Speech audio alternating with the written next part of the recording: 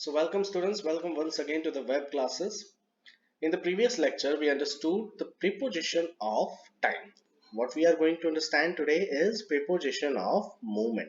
Right? आज हम क्या समझेंगे? Preposition of movement.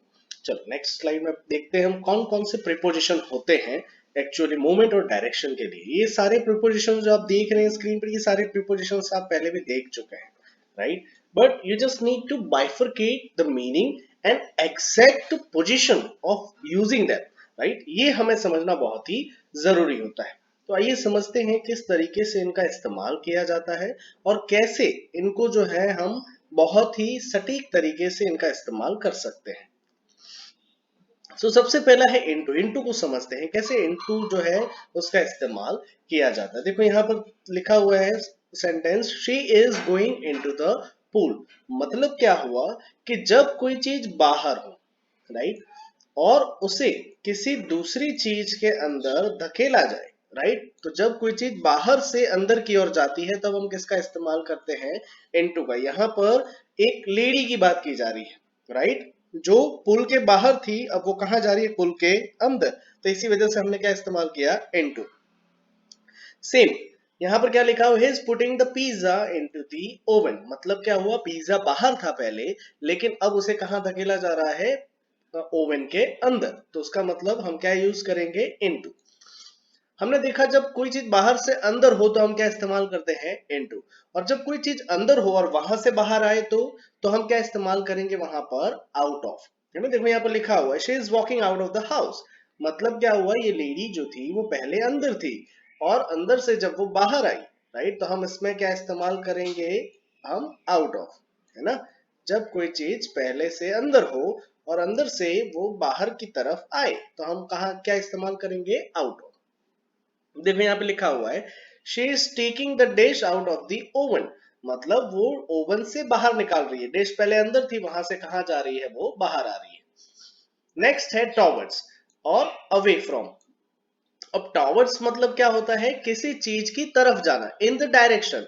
और अवे फ्रॉम का मतलब क्या हो जाएगा? In the opposite direction. देखो, the princess, yes, the princess is walking towards the castle. मतलब क्या हुआ कि ये प्रिंसेस जो है कैसल की तरफ जा रही है ना, उस दिशा में जा रही है.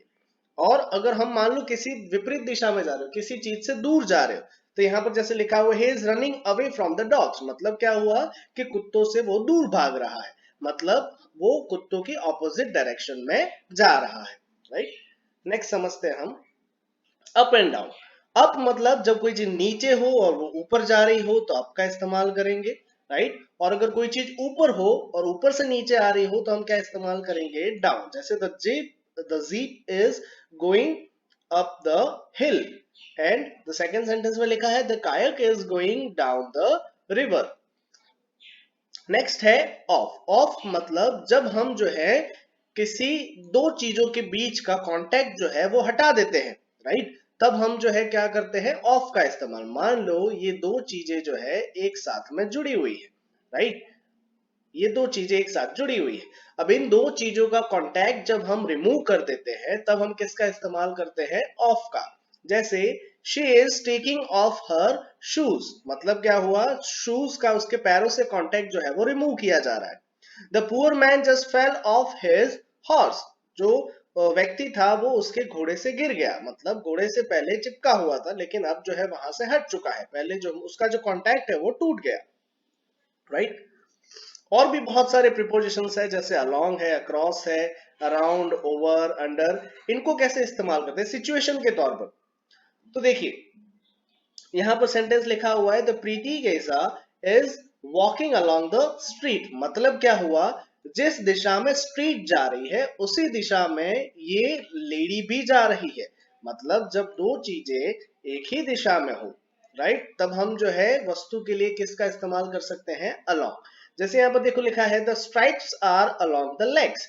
मतलब ये लेग्स हैं और उसी की दिशा में क्या लगे हुए हैं? ये स्ट्राइप्स. तो हम क्या कहेंगे उससे? अलोंग. अक्रॉस. अक्रॉस मतलब जब कोई चीज सीधी हो, राइट. जैसे मान लो ये कोई रोड है और हम उससे अक्रॉस मतलब उसे क्रॉस कर रहे हैं, तब हम जो है क्या कहेंगे? उसे अक्रॉस के तौर पर इस्तेमाल। The beetles are walking across the street, मतलब क्या हुआ कि एक रोड है, राइट, और इस रोड को वो क्या कर रहे हैं, इंटरसेक्ट करके दूसरी तरफ जा रहे हैं, तो उसे हम क्या कहेंगे, अक्रॉस। देखो यहाँ पे लिख, there is a light blue stripe across the front of the shirt, मतलब ये फ्रंट है शर्ट का, राइट, जहां पर बहुत सारे स्ट्राइप्स बने हुए हैं, लेकिन ये ब्लू स्ट्राइप जो है वो कहाँ है, बिल्कुल अलग दिशा में जा रहा है, राइट, क्रॉस कर रहा है। नेक्स्ट है अराउंड, जब कोई चीज गोल हो रही, they are running around the track, मतलब क्या हुआ, वो लोग जो है गोल गोल जो है उस ट्रैक के घूम रहे हैं। नेक्स्ट है she has a Lego belt around her waist, मतलब ये पोजीशन हुई कि वहां पर जो लेडी है उस लेडी ने अपने कमर के इर्द गिर्द, कमर की गोलाई में क्या पहन के रखा है, एक बेल्ट पहन के रखा है। सेम ऐसे ही जब अबव और हम ओवर का इस्तेमाल करते हैं, अंडर का इस्तेमाल करते हैं, तो वो भी पोजीशन के लिए हो सकता है, जैसे the plane is flying above the clouds या फिर ओवर द क्लाउड्स, मतलब क्लाउड्स के ऊपर उड़ रहा है प्लेन। और दूसरा, she is walking under a ladder, ladder मतलब ये सीढ़ी है जिसके नीचे से वो गुजर रही है, राइट। आई होप आपको ये समझ में आया होगा किस तरीके से हम जो है मूवमेंट के प्रीपोजिशंस का इस्तेमाल करते हैं। आज का आपका ये होमवर्क है, इस होमवर्क को देखिए और ढंग से जो है इसको सॉल्व करने की कोशिश कीजिए। नेक्स्ट लेक्चर में हम इससे अलग टॉपिक से लेकर मिलेंगे। Till then, thank you, stay safe, stay home.